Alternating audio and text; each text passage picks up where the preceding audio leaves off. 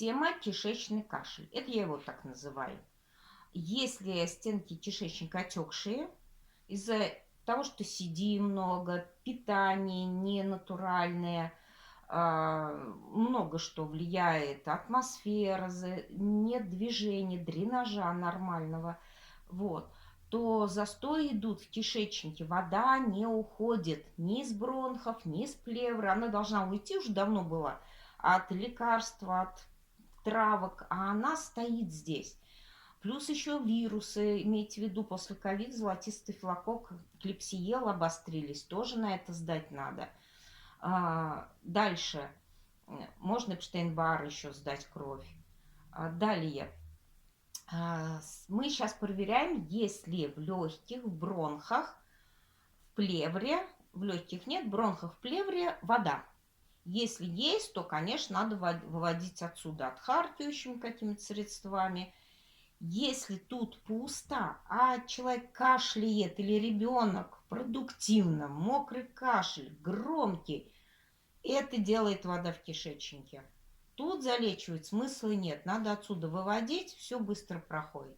Как одна мама говорила, как только начинается любой кашель, насморк, это я, говорит, маленький, ну, у нее маленький ребенок, там, не знаю, 3 года, сразу делать маленькую клизмочку, одну, прям малюсенькую. Туда, говорит, немножко там сока какого-нибудь там морковки, да, фитонциды или свеклы, чуть-чуть. Можно одну каплю перекиси, ну, можно просто ромашку, но вода должна быть прохладная, чтобы кишечник не всосал, надо вывести. Вот она всю слизь первую выведет, все, быстро за 2-3 дня все вылечивается. Мы пойдем еще одним путем. Первое, проверяем, держим грудную клетку от ключицы до конца ребер на 3 части. Кладем ручку сюда на ребра. Можно вот здесь сбоку на ребра, здесь сверху под ключицу. Набираем воздух, потом не дышим несколько секунд, на выдохе кашляем. То есть создаем сначала, чтобы все бронхиолы открылись, потому что нет кислорода. Потом выдыхаем, и в конце мы кашляем искусственно, чтобы создать вибрацию, а снаружи тоже создаем уже руками вибрацию.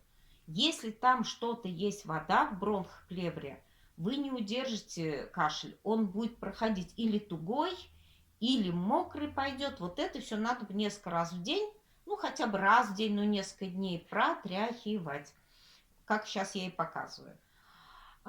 Если там пусто, нечего тратить время, деньги на лекарства, чтобы отхаркивающего или разжижающего, только еще больше разжижаете мокрот, а выйти некуда.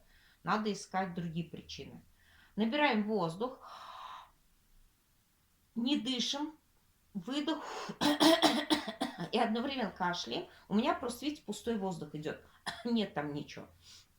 Потом оставляем вот эту руку на ребрах. Надо как будто 2 бочонка. Не кожу толкать и мышцы, а именно ребра в разные стороны. Но не давить сильно. Не надо ломать ребра. Это все должно быть мягко, но как вот мягкую тряпочку выжимаете. Представьте, что у вас очень нежная ткань. Ее надо выжать, но не порвать. Вот. Вдох, выдох. Нет ничего. Дальше, с другой стороны. Вдох, выдох. Прошлись. Оставляем здесь ручку. Не дышим. Нет ничего. Вот у меня есть небольшое напряжение, но в горле. Я его ощущаю. Это спазм горла. Ну, опять на эмоции, на всякие эти. Там есть у меня горловой кашель, когда связки тянут. Посмотрите это видео. Сейчас у нас вопрос кишечника. Дальше. Просмотрели. Пусто. Можно рефлекторные точки, которые никогда не обманывают.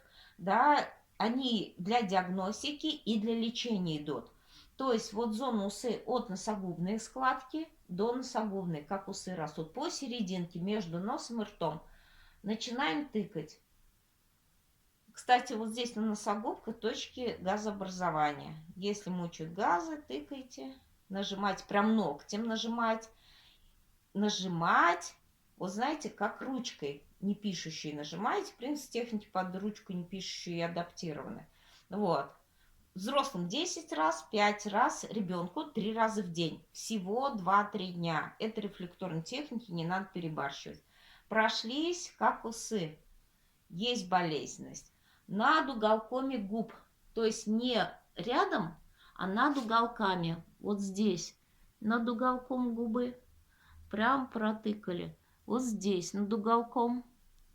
И снизу, под уголками губ уже. То есть вот под нижней губой, но прям вот с краев боков. Все протыкали. Если больно, верхние отделы вот этих толстой кишки, нижний отдел толстой кишки. Как раз тут завороты все.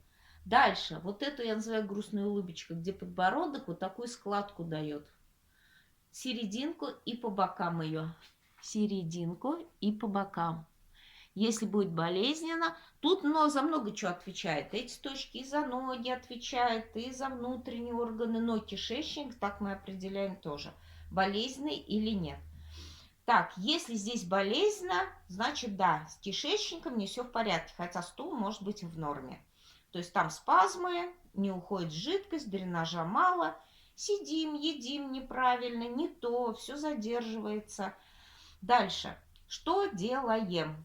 Проходим по чувствительным рецепторам и сигнал через мозг даем нашим органам. Кладем на ребра, начинаем с печени справа на печень, то есть на ребра, печень под ребрами, она идет отсюда, вот отсюда, сюда, чуть-чуть на левую сторону, поэтому просто на правые ребра кладем и говорим печень, вибрация. Можно еще оттянуть вот так вот ребрышки на вдохе, как лук отпустить. Это связки немножко поправит. Вибрация. Ждем 20 секунд. Печень, вибрация. Дальше. Чуть-чуть между ребрами уже и пупком кладем. Желчный пузырь, вибрация. Ждем 20 секунд. Ребенку можно 15-10 подождать. Дальше идем желудок, 12-перстная кишка. Вибрация. Ждем 20 секунд. Дальше идем работа с кишечником. Вот где пупок, можно слева-справа разделить. Например, сначала взять справа. Говорит, тонкая кишка. Можно или слева, да, там. Тонкий кишечник, вибрация. Не надо по латыни называть, не надо там умничать под делом. Часто на простые слова реагирует, мы уже проверяли. Движение идет часто на простые слова. Кишечник, тонкая кишка, все. Вибрации, ждем 20 секунд. Теперь с другой стороны. Тонкая кишка, вибрация. А в остеопатии у нас еще есть методы отработки, куда тянет, но это уже специфическое, это уже на прием приходите. Или к своим специалистам, или к нам. Вот, я говорю то, что самое простое, что человек может сам себе как бы немного помочь. Далее. Потом идем с правого угла, с нижнего, между косточкой, вот тазовой, и пупком. Кладем руку и говорим. Илицикальный клапан, толстая, тонкая кишка, вибрация. Можно отдельно илицикальный клапан, тонкий кишечник, то есть 20 секунд подождать, тонкий кишечник, подождать, толстый кишечник, подождать 20 секунд. Вибрация после каждого раза говорим. Потом верхний отдел, правый, под ребрами. Толстая кишка, вибрация. Ждем. Слева толстая кишка, вибрация.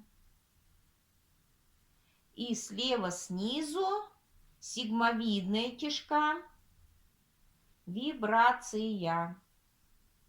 Можно серединку положить. Прямая кишка, вибрация. Ну, если там влага есть, протряхиваем, это бронхиальный кашель. Если кишечник, то есть вы протряхнули первый раз, ничего там нет. Но если даже там есть жидкость, я вам все равно советую проделать внутренние органы тоже, потому что все равно застои идут.